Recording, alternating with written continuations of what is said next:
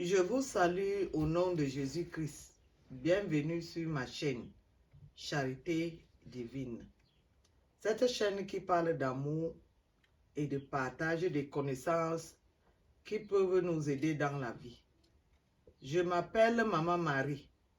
Dans la vidéo d'aujourd'hui, nous allons parler de comment nous occuper de nos enfants à l'âge scolaire, c'est-à-dire 4-5 ans.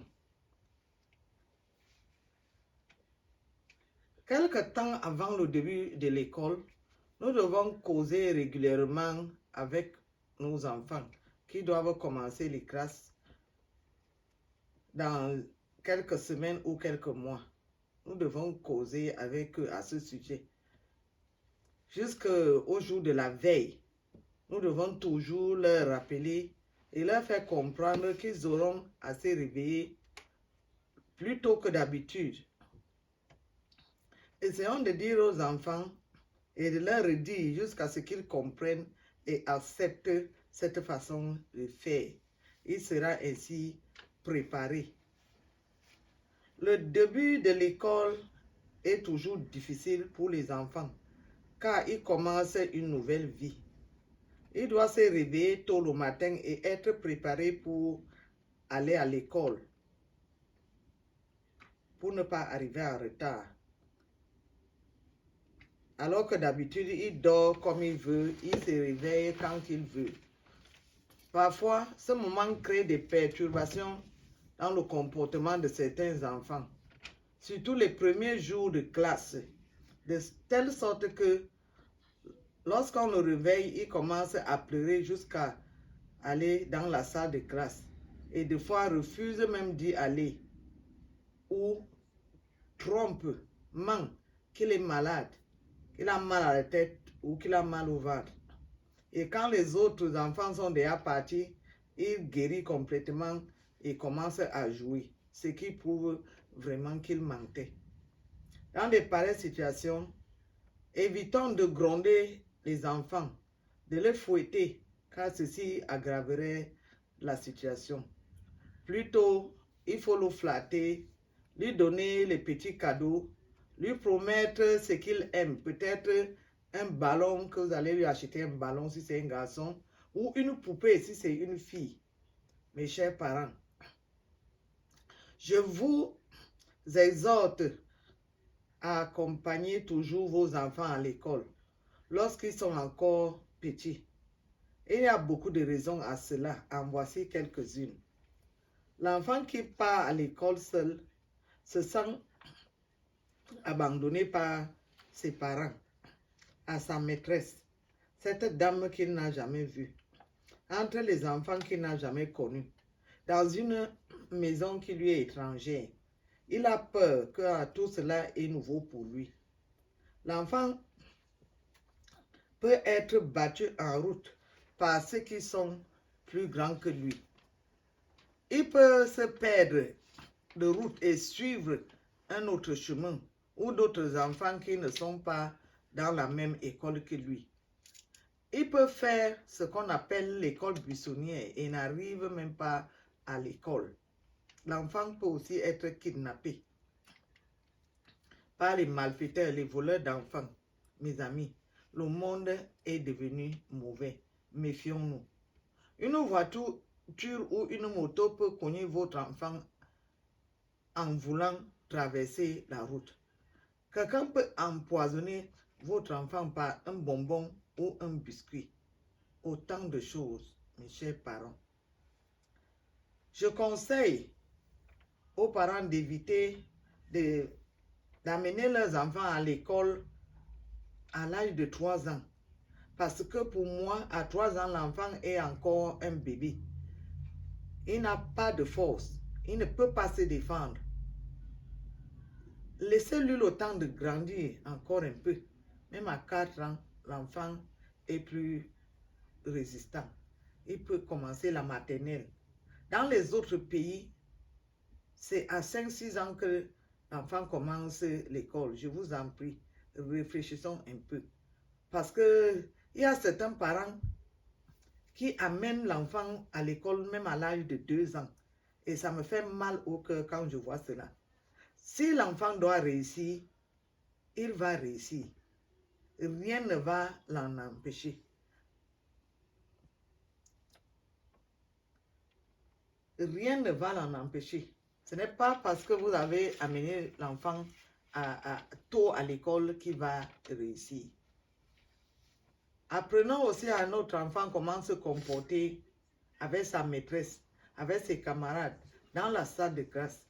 Dites-lui de demander à la maîtresse lorsqu'il a envie de faire des besoins, de ne pas les faire sur lui-même. Qu'il évite de se déshabiller à l'école ou en route, ou de se déchausser pour laisser ses chaussures ou ses habits à l'école. Qu'il doit toujours garder ses outils, son sac scolaire et ne pas abandonner en classe ou quelque part. Qu'il évite de se salir. Je vous conseille aussi d'aller toujours récupérer vos enfants à l'école, car le monde est devenu très mauvais, très méchant, très maléfique. Les mauvaises personnes rôdent, surtout à la sortie des classes, pour chercher les occasions favorables pour enlever les enfants, ou pour arracher leur sac de classe, ou pour un autre but maléfique. Faisons attention. Même si on est fatigué, comment? Faisons un effort pour aller à la sortie de l'enfant et le ramener. Même si nous sommes dehors, nous connaissons l'heure de sortie de la classe de notre enfant et nous devons faire tout pour rentrer à la maison. C'est notre responsabilité. Cela va nous éviter des mauvais tours ou les surprises désagréables. Vous devez toujours laver votre enfant lorsqu'il rentre de l'école et vérifier tout son corps parce que tu ne sais pas ce qu'il a touché. Il peut à son âge avoir fait pipi sur lui-même ou cacher une petite blessure. On ne sait jamais. C'est après cela que vous devez donner à manger et laisser votre enfant se reposer. Après le repos, causez avec lui. Demandez ce qu'il a fait à l'école. Demandez ce que la maîtresse a dit. Aidez-le à faire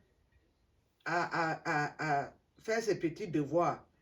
Répétez-lui ses leçons. Il doit faire cela avant de jouer. Vous devez l'encourager à faire même 1 heure de temps pour ses devoirs, pour ses répétitions avant d'aller jouer. Encourageons nos enfants pour leurs petits efforts. C'est très important. Si vous voyez qu'il a fait, comme ils appellent les petits ronds au début là, ils font les ronds. Et il faut lui dire qu'il a bien fait, tout en lui montrant aussi comment il doit pas faire cela. Lui apprendre à réciter son alphabet français, car c'est le début de tout. Si vous avez beaucoup d'enfants, 2 ou 3 ou 4 par exemple, ou plus, voici un puissant secret qui va faire que, en grandissant, ils aient de l'amour entre eux, qu'ils aient le sens du partage. Ce secret, c'est quoi? C'est de faire manger les enfants dans une même assiette et non chacun dans son plat, comme c'est le cas maintenant. Avant, dans nos villages, on mettait la nourriture dans un grand plateau et tout le monde se mettait tout autour pour manger. Cela créait de l'harmonie entre nous, entre les gens. C'est un secret de ma mère.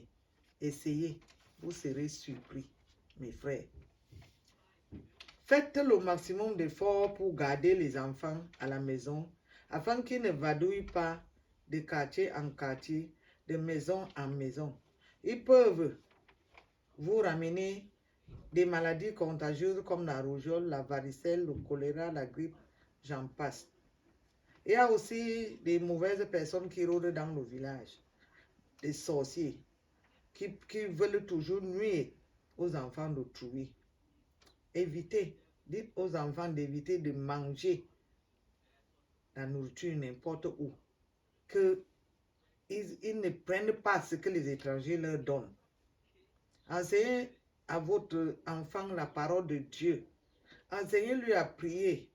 Racontez-leur des petites histoires. Comment était le début de votre école? Ce que vous faisiez, vous mangez. Ce que votre maîtresse faisait, comment il se comportait. Apprenez-leur l'amour entre frères et sœurs, le partage. Évitez les bagarres, le vol, le mensonge. Dites-leur que Dieu n'aime pas le mensonge. Enseignez-leur la politesse. Bonjour, s'il vous plaît, merci. Et expliquez comment utiliser cela. Comment respecter tout le monde, car c'est à bas âge que ces habitudes s'acquièrent. Mes chers parents, nous sommes à la fin de cette vidéo. Je vous remercie pour votre aimable attention. N'oubliez pas, s'il vous plaît, de vous abonner, de partager et de me donner des pouces en l'air. Que le Seigneur vous bénisse abondamment. Bye bye.